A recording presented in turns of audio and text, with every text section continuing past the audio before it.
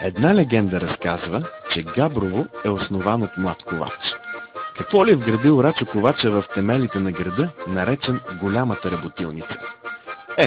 Днес паметника му е поставен на скала насред реката, за да се спести търговска площ, разбира се, и димнат непреходните за Габрово търговски нюх, неуморим и творчески дух и неизчерпаемо чувство за хумор. Домът на хумора и сатирата е уникален за България музей. В него габровци събират анекдотите за себе си и ги продават на света. Тук може да видите корените на габровския хумор, раят през погледа на габровските Адам и Ева, адът, сатирична стенопис от 10 български манастира, карнавални маски и костюми от цял свят. И много поводи за смях. Тук са и прословутите габровски часовници, които отмерват времето за грандиозния карнавал. Всъщност, как ли разбират кога му е времето? Струва си да посетиш Габрово по време на ежегодните майски културни празници. Впечатляващ парад на духови оркестри, театрални постановки и концерти, фестивал на хумора, който събира художници и поети, актьори и сладкодумци от цял свят. И разбира се, кулминацията – карнавалното шествие. То се провежда всяка трета събота на май, когато е денят на Габрово и се чества годишнината от обявяването на Габрово за град.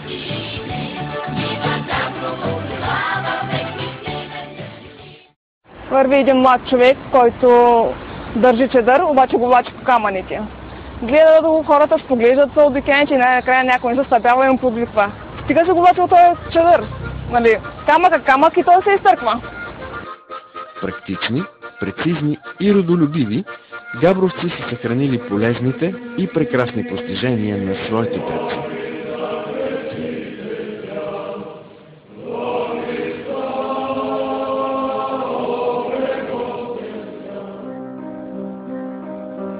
Къщата на спомените, детсковата къща, не бива да бъде пропусната от никой турист. Тук се връщате в 19 век като с машина на времето. Стаите са възстановени с автентични мебели, тъкани, завеси, килими, огледала, часовници. Красивите стари костюми и газените лампи правят още по-изящна обстановката. Можете да облечете костюм от това време, да се потопите в градския бит на хората от преди 150-200 години, да си направите снимка.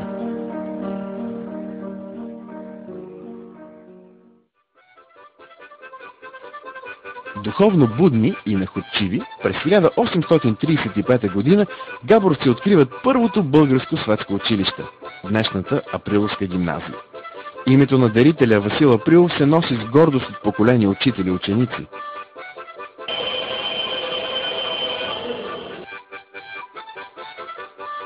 Запазила до наши дни националния си облик и аристократична същност, тази монументална сграда днес е и училище и Национален музей на образованието.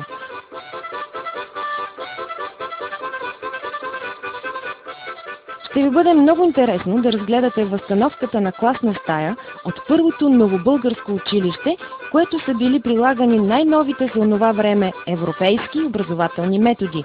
Библиотеката със специализирана педагогическа литература пази оригинални старопечатни издания, книгата на учениците и личната библиотека на Априлов.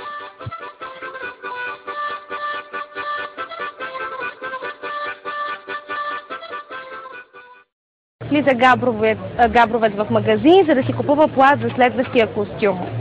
Чудил се, маял се и го попитала продавачката: защо гледаш толкова дълго опаковата страна на костюма? За да преценя колко време ще мога да го използвам и след като го обърна. Казват за габровци, че са стиснати и сметкаджии, а всъщност те са дръзки предприемачи, които няма да вземат повече, колкото сте склонни да дадете, но и ще получите само толкова, за колкото сте си платили. В суровите условия на планината се раждат инженерни шедьоври, технически съоръжения, удивителни по своя замисъл бисери в занаятчийското производство. Задвижвани само от водата, голяма част от тях са непознати и уникални за Европа. Това е етнографския музей на открито – Етера. Всички обекти в него са оживени. Занаятчиите и днес работят и произвеждат целогодишно. В музея оживяват стари български обичаи, звучат песни, вият се хора. Това е място не само за познание, а и за отдих.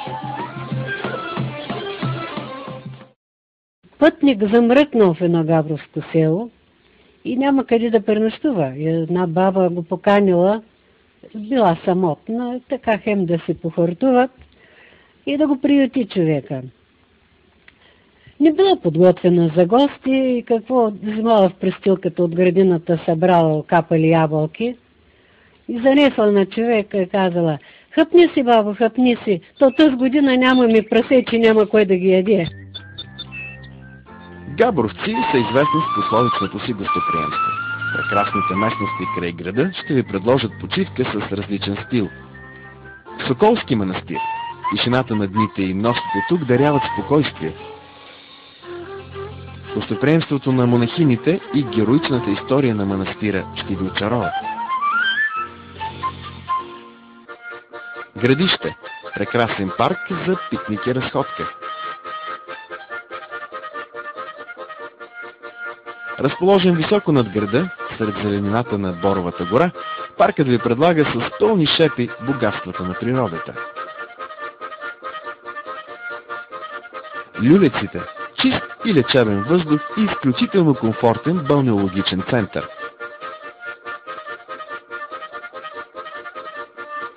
С уютните си стаи, изискан ресторант и прекрасен парк, хотелът ви предлага приятна отмора.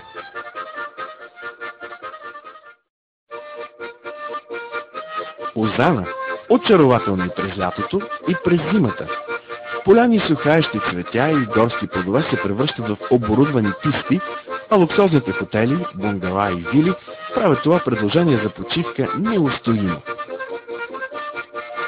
Именно тук, на върха, можете да видите камъка, отбелязващ географския център на България. Архитектурен резерват Боженци е село с повече от 600 години история. Къщи във възрожденски стил, с цветни дворове и високи довари, разказват на гостите историята на боженските родове. Запазили удобството и очарованието на чердаците и камините, те са адаптирани към съвременните изисквания за настаняване. Работят дюкяни, кафенета и механи. Опитайте от прословутите охлюви. Климатът в Габрово е умерено континентален и се отличава с едно топло и приятно лято, а през зимата изкрящият сняг скърца под стъпките.